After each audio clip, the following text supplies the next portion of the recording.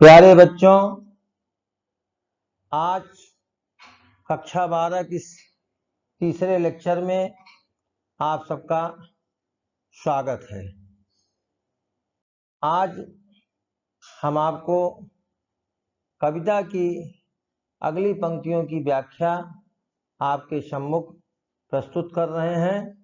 बहुत ध्यान से सुनिए और सुन करके उसको ग्रहण करने की कोशिश करिए। सांचे ढाला सकल बपु है दिव्य सौंदर्यशाली।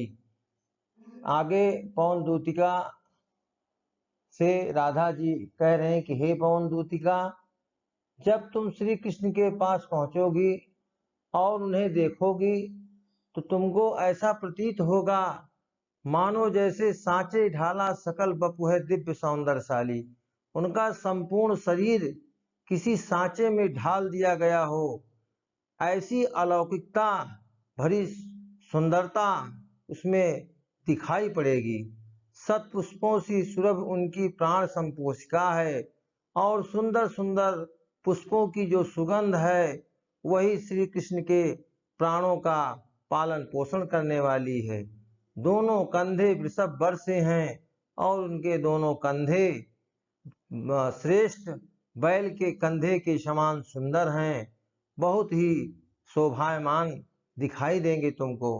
लंबी बाहें कलभ करसी शक्ति की पेटिका हैं और उनकी लंबी लंबी जो भुजाएं हैं वह हाथी के बच्चे के सूंड के समान शक्ति की पिटारी के समान है। जैसे हाथी के बच्चे के सूंड में जितनी शक्ति होती है वही शक्ति जो है तुमको श्री कृष्ण की लंबी भुजाओं में दिखाई पड़ेगी। राजाओं सा सिर पर लसा दिव्य आपीड़ होगा और आगे तुमको वह राजाओं के समान दिखाई पड़ेंगे और उनके सिर पर एक अलौकिक मुकुट शोभायमान हो रहा होगा। शोभा होगी उभय श्रुति में स्वर्ण के कुंडलों की और उनके दोनों कानों की शोभा सोने के कुंडलों से और शोभायमान हो रही होगी। नाना रत्ना कलित भुज में मंजू केयूर होगा और अनेक प्रकार के रत्नों से जड़े हुए एक विशेष प्रकार का आभूषण जो हाथ में धारण किया जाता है उसको धारण किए होंगे। मोती माला लसित उनका कम्बुसा कंठ होगा और शंख के समान जो उनका गला है उसमें मोतियों की माला शोभायमान हो रही होगी। तेरे में है यह न गुण जो तू व्यथाएं सुनाए। अगली पंक्ति पर आप ध्यान दीजिए। तेरे में है न यह गुण जो तू व्यथाएं सुनाए। हे पवन दूतिका, मैं भली प्रकार जानती हूँ कि तुम्हारे अंदर ऐसा कोई गुण नहीं है जो तू जा करके श्री कृष्ण को मेरी सब व्यथा सुना सके। तो मैं तुमको बता रहा हूँ, बताना चाहती हूँ कि आखिर तुमको कैसे हमारी व्यथा को उन तक पहुंचाना है या उन्हें सुना करके समझाना है। व्यापारों को प्रखर मतियों युक्तियों से चलाना। तुम अपनी बुद्धि को बहुत ही तेज और व्यापारिक ढंग से विवेकपूर्ण ढंग से तुम्हें चलाना है। बैठे हो निज सदन में मेघ सी कांति वाले।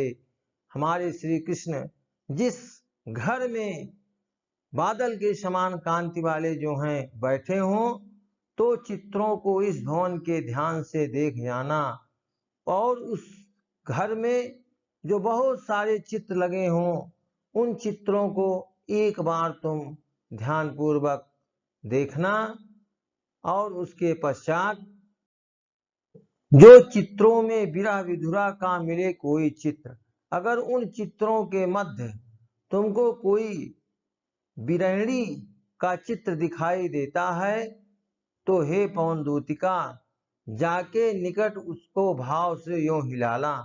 उस चित्र के तुम समीप जाना और जाकर के उसको बहुत भावपूर्ण ढंग से हिलाना है। ऐसे भावपूर्ण ढंग से हिलाना है कि उनको ये ना लगे कि तुम हिला रही, उनको ये लगे कि यह कंपित हो रहा है, स्वयं हिल रहा है।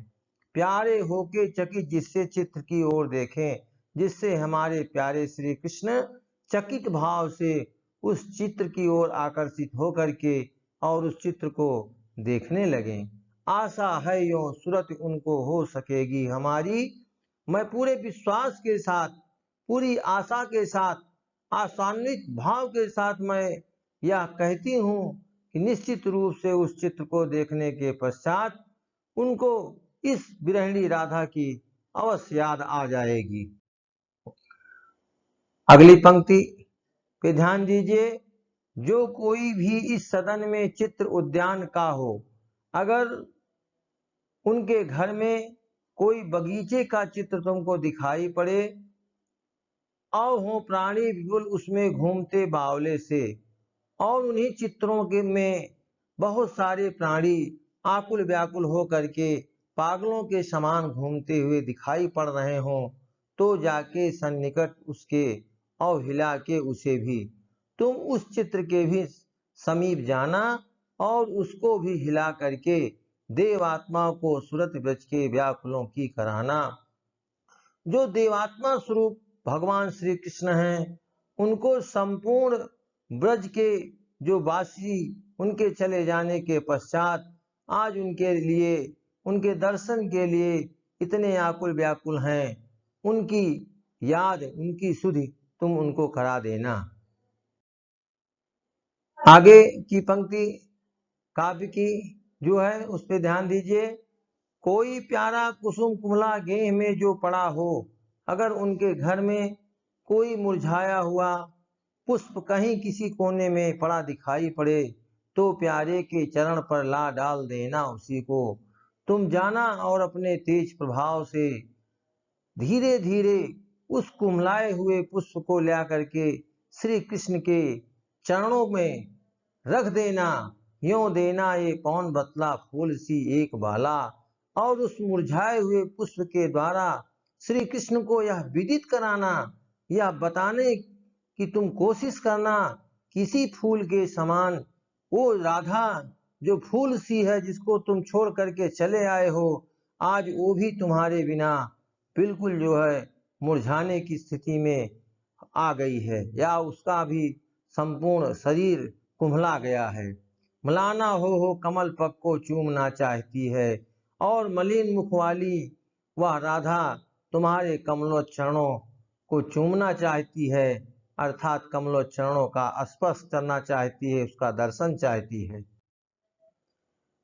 आगे की पंक्ति में, जो प्यारे मंजू उपवन या वाटिका में खड़े हों, अगर प्यारे श्री कृष्ण मंज उपवन या वाटिका में खड़े हों, किसी सुंदर उपवन या वाटिका में खड़े हुए दिखाई पड़े, तो छिद्रों में जा क्वणित करना वेणुसा कीचकों को। तो जो वहां पे बांस हो, उन बांसों के छिद्रों में जा करके उनको ध्वनित करना, और ध्वनित करने के पश्चात उनको वेणु, वेणु माने बंसी, उनको अपने बंसी की याद आएगी।